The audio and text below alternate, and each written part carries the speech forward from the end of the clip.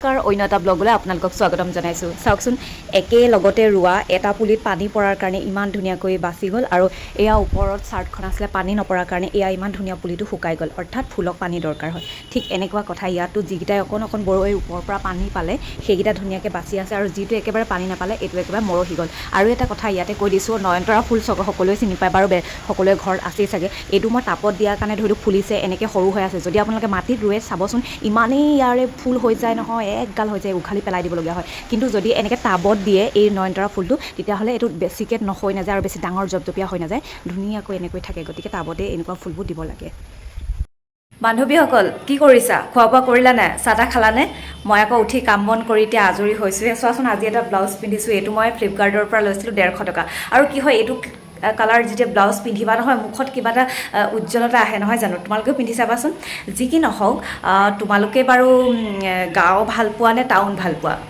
আপোনালোকক যদি প্ৰশ্ন কৰোঁ গাঁও ভাল পোৱা নে টাউন ভাল পোৱা, নিশ্চয় এইটোৱে ক'বা যে মোৰ নিজৰ জন্ম ঠাইকণে ভাল লাগে। আকৌ যদি সুধোঁ আপাৰ আছাম ভাল পোৱা নে লোৱাৰ আছাম ভাল লাগে, তেতিয়া নিশ্চয় একেটাই প্ৰশ্নৰ উত্তৰ হ'ব যে নহয়, মোৰ জন্মৰ ঠাইখিনিয়ে ভাল লাগে, নহয় জানো? একদম 100% শুদ্ধ উত্তৰ। কিন্তু ছোৱালীসকলৰ কাৰণে কিন্তু এইটো শুদ্ধ উত্তৰ নহয়।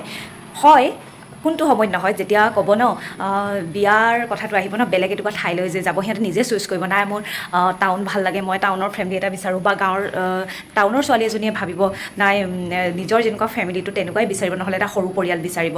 কিন্তু এটা কথা, য'ত পৰিয়াল হওক, সৰু পৰিয়াল হওক, গাঁও হওক, টাউন হওক, কিন্তু চলাটো কিন্তু নিজৰ লগত কথা দেই। যেনেকুৱাই পৰিৱেশ এটাও আপোনাৰ বেয়া লাগিব পাৰে যদি আপুনি চলিব নাজানে, বহুত ভাল লাগি যাব পাৰে। বেয়া এটা ফেমিলিও যদি নিজে চলিব জানে, চলাব জানে, নিশ্চয় ভাল লাগি যাব।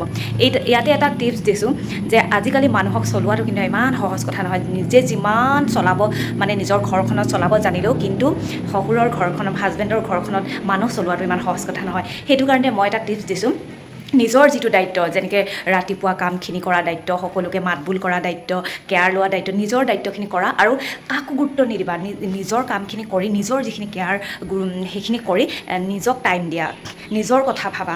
তুমি যদি ভাবা মই ইমান কাম কৰিছোঁ, মোক কিয় ইমান গুৰুত্ব নিদিয়ে, আকৌ যদি ভাবা, কিছুমান যে ভাবিবলৈ যদি ধৰা নহয়, তেতিয়াহ'লে মনটো নিজেই দুখ পাবা। তুমি যিমান কাম বন কৰিলেও তোমাৰ নাম নল'ব পাৰে, তোমাৰ কষ্টখিনি সাৰ্থক নহ'ব পাৰে। সেইটো কাৰণে তুমি মন চন একো বেয়া নকৰিবা, তোমাৰ নিজৰ দায়িত্বখিনি কৰিবা। তুমি হাজবেণ্ডক কেয়াৰ লোৱা, শাহুক কেয়াৰ লোৱা, ঘৰখনত তোমাৰ যিমান যি কাম থাকে এজনী বোৱাৰী, সেই কামখিনিতো তুমি জানিবা, নিশ্চয় জানে এজনী ছোৱালীয়ে বিয়াৰ আগত। সেই কামখিনি কৰি তুমি কেৱল নিজক টাইম দিয়া, নিজৰ ভৱিষ্যতৰ কথা ভাবা, নিজৰ স্বাস্থ্যৰ কথা ভাবা, ল'ৰা ছোৱালীৰ কথা ভাবা, আৰ্নিঙৰ কথা ভাবা, নিজকে ধুনীয়া কৰি ৰখাৰ কথা ভাবা।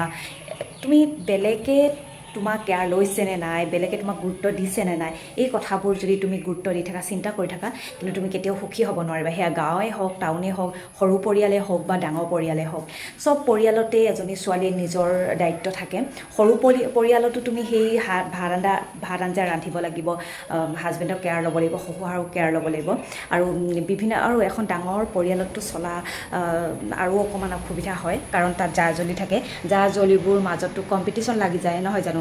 ভাত বনোৱা কামক লৈ এনেকুৱা তৰি লাগি যায়। গতিকে মই ভাবোঁ যেনেকুৱা এটা পৰিয়ালত তুমি বিয়া নোহোৱা লাগে, সেই পৰিয়ালত তোমাৰ যিখিনি দায়িত্ব, তুমি ৰাতিপুৱা উঠিবৰ পৰা তোমাৰ যিমানখিনি কৰণীয় সেইখিনি কৰা, আৰু তুমি বাদ দিয়া চব লেট গো মাৰা, আৰু নিজৰ কাম নিজে কৰি থাকা। মন গ'ল অকণমান ওলাই যোৱা, নতুন নতুন বান্ধৱী ওচৰৰে পাজৰে। এটা কথা কিন্তু তুমি ইয়াতে ওলাইও যাব নোৱাৰা, আৰু যাৰ তাৰ লগত তুমি ফ্ৰেণ্ডশ্বিপো কৰিব নোৱাৰা। গতিকে চাই লোৱা তোমাৰ ঘৰখনে কেনেকুৱা মানুহৰ লগত টাৰ্মছ কৰিলে ভাল পায়, কেনেকুৱা মানুহৰ লগত টাৰ্মছ কৰিলে বেয়া পায়, সেই অনুযায়ী তুমি তেনেকুৱা মানুহৰ লগত টাৰ্মছ কৰা, আৰু কথাবোৰ শ্বেয়াৰ কৰা, আৰু ধুনীয়াকৈ তোমাৰ জীৱনটো উপভোগ কৰা, মেৰিড লাইফটো এনজয় কৰা।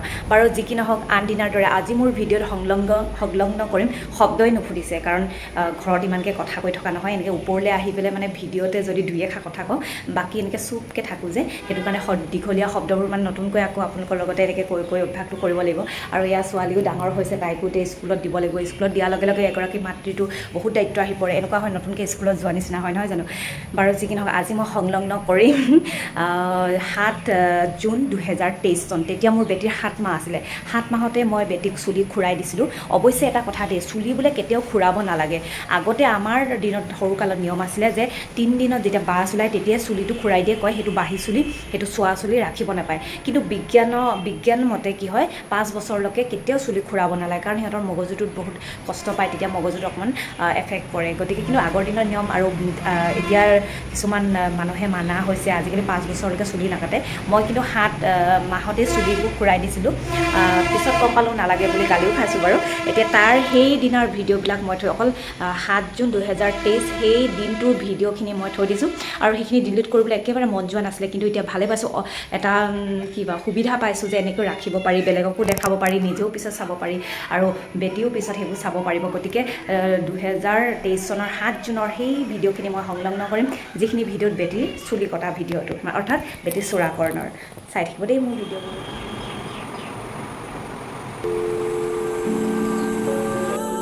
তোমাৰ চুলি কাটিবলৈ নাপিত আহিলে, আমি টাকলু হ'ব লাগিব আজি।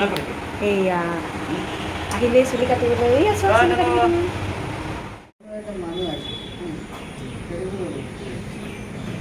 গৰম পানীও দিছে। চুই দিয়া এটা টাউন পানী।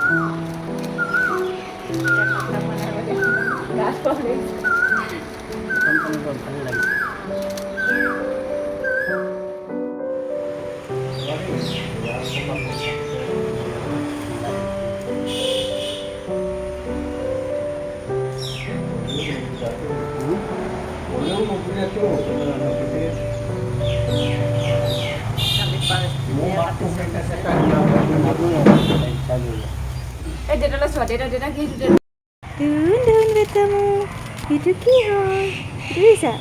Itu ইজনী কোন হয়? ইজনী কোন হয়? কি কাটিছে? কি কাটিছে? ইমান ধুনীয়া লাগিছে। ধুনীয়া লাগিছে দেই ছোৱালীজনী ন?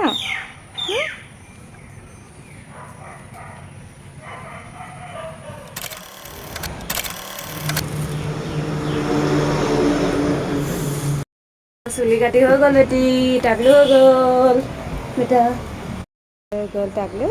কেনেকুৱা দেখিছে তোমাক? লাজ কৰিছে আইতালে, আইতা মাতি আছে ন? আইতাই মাতি আছে ন? কেনেকুৱা ধুনীয়া লাগিছে তুমি আজি, ধুনু লাগিছে দেই।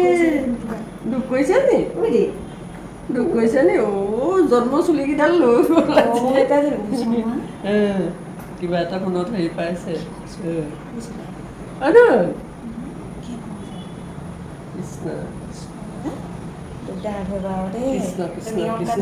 নিয়মৰ কামে কৰিছোঁ ধুনু, নিয়মৰ কামে কৰিছোঁ আমি এইটো দেই। লাজ পাইছোঁ দুখ নকৰিবা আকৌ দেই।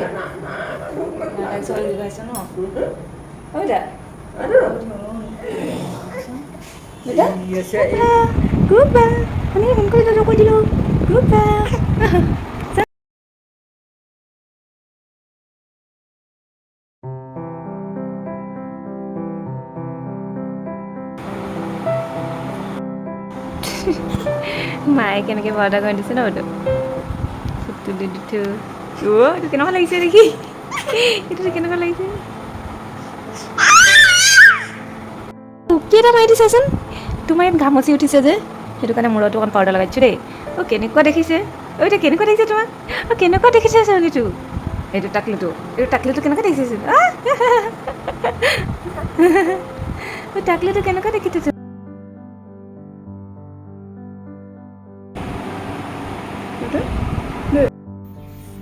তোমাৰ বিচনাখন ৰেডি আছে দেই তোমাৰ ধুনীয়া ধুনীয়া বিচনাখন ৰেডি আছে এতিয়া শুবা এয়া তোমাৰ বিচনা পাৰি থৈছোঁ এখন এতিয়া শুবা আমি কাম কৰি আছোঁ আইতাই মই দেই কেনেকুৱা লাগিছে দেখি ধুনীয়া লাগিছে কেনেকুৱা লাগিছে দেখি ধুনীয়া লাগিছে ধুনীয়া লাগিছে ধুনীয়া লাগিছে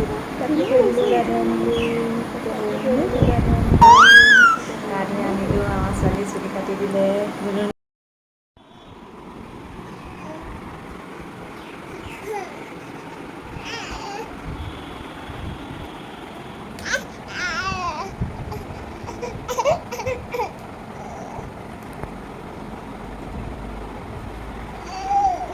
এতিয়া এনেকৈ শুই থাকিলে ভাল লাগে আকৌ একেডোখৰতে তুমিতো একেডোখৰত হোৱা মানুহ নহয় ন হে এইয়া আৰম্ভ হৈ গ'ল বগাবলৈ